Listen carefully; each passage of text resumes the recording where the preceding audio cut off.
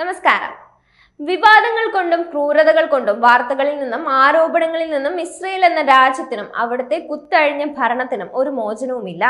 വംശഹത്യയ്ക്ക് പിന്നാലെ തടവുകാരോട് കാണിക്കുന്ന ക്രൂരതയ്ക്കും ഇസ്രയേലിന് മേൽ പഴി വീണിരുന്നു. എന്നാൽ അതിലും ഭയാനകമായ വാർത്തകളാണ് ഒന്നിനു പിറകെ ഒന്നായി ഇസ്രയേലിനെതിരെ പുറത്തു വരുന്നത്.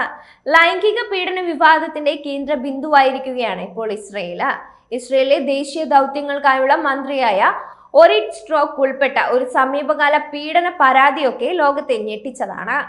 തീവ്ര വലതുപക്ഷ ജൂത പവർ പാർട്ടി അംഗവും അധിനിവേശ വെസ്റ്റ് ബാങ്കിലെ അനധികൃത കുടിയേറ്റങ്ങളെ ശക്തമായി പിന്തുണയ്ക്കുന്ന ആളുമായ സ്ട്രോക്കിനെതിരെ അവരുടെ സ്വന്തം മകൾ ശോഷന സ്ട്രോക്ക് തന്നെയാണ് പീഡന പരാതി ആരോപിച്ചതെന്നാണ് ശ്രദ്ധേയം.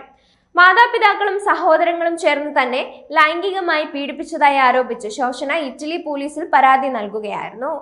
സ്ട്രോക്കിന്റെ കുടുംബത്തിൽ ഇത്തരമൊരു വിവാദം ഉണ്ടാകുന്നത് ഇതാദ്യമല്ല. ഒറിറ്റ് സ്ട്രോക്കിന്റെ മകൻ സ്പിക്കി സ്ട്രോക്കിനെതിരെ 2007 15 വയസ്സുള്ള ഒരു പലസ്തീൻ ആൺകുട്ടിയെ തട്ടിക്കൊണ്ടുപോയി പീഡിപ്പിച്ചതിനും കേസെടുത്തിരുന്നു.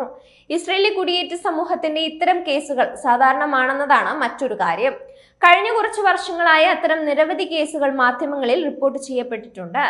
ഇപ്പോഴായി ഇത്തരം കൂടുതൽ കേസുകൾ പുറത്തു വരുന്നുമുണ്ട്. 2023 association of rape crisis centres in Israel report അനുസരിച്ച് സ്വന്തം വീട്ടിൽ തന്നെ പീഡനത്തിനിരയായി പരാതി നൽകുന്നവർ 36%. കുട്ടികൾക്കെതിരായ കുറ്റകൃത്യങ്ങൾ സംബന്ധിച്ച പരാതികൾ പരിശോധിക്കുമ്പോൾ 70% ഇത്തരത്തിലുള്ളതാണെന്നാണ് റിപ്പോർട്ട് പറയുന്നത്. 2012 ഡോക്ടർ സിവ്യ സെലിഗ്മാർ ഇസ്രയേലി കോടതിയിൽ പറഞ്ഞത് അധിനിവേശ പ്രദേശങ്ങളിലെ 7-ൽ ഒരാളെങ്കിലും ഇത്തരം പീഡനത്തിന് ഇരയാകുന്നുണ്ട് എന്നാണ്.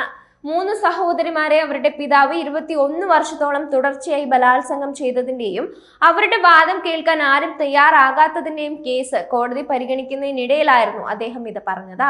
2023 ഒക്ടോബർ 7 ഹമാസ് ഇസ്രയേലി സ്ത്രീകളെ ബലാത്സംഗം ചെയ്തതായി തെറ്റായ അവകാശവാദങ്ങൾ പ്രചരിപ്പിച്ച ഡാളസിൽ നിന്നുള്ള ഒരു ഇസ്രയേലി റബ്ബിയെ ഈ മാസം ആദ്യം ഒരു കൗമാരക്കാരനായ ആൺകുട്ടിയെ ലൈംഗികമായി പീഡിപ്പിച്ചതിന് അറസ്റ്റ് ചെയ്തിരുന്നു.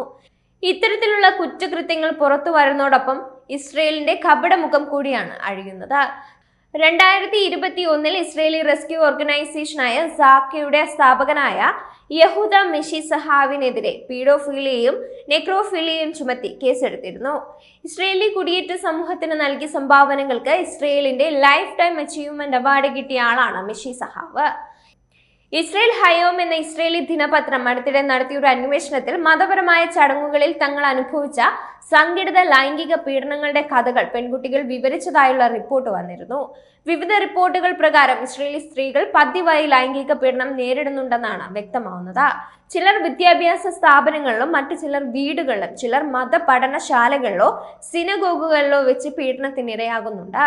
2019-20 കാലത്ത് ഇസ്രയേൽ അധിനിവേശ പ്രദേശങ്ങളിൽ റിപ്പോർട്ട് ചെയ്യപ്പെട്ട 8508 ലൈംഗിക പീഡന കേസുകളിൽ 5000-ഓളം കേസുകളിലും 17 വയസ്സും അതിൽ താഴെയുമുള്ള ഇരകൾ ഉൾപ്പെട്ടിട്ടുണ്ടെന്ന് റിപ്പോർട്ട് പറയുന്നുണ്ട്.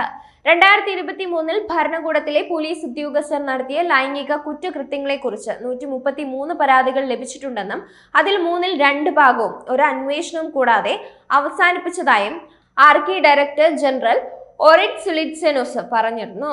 ലൈംഗിക അതിക്രമങ്ങളിൽ മുങ്ങിക്കുളിച്ച ഒരു സമൂഹമാണ് ഇസ്രയേലി കുടിയേറ്റ സമൂഹം.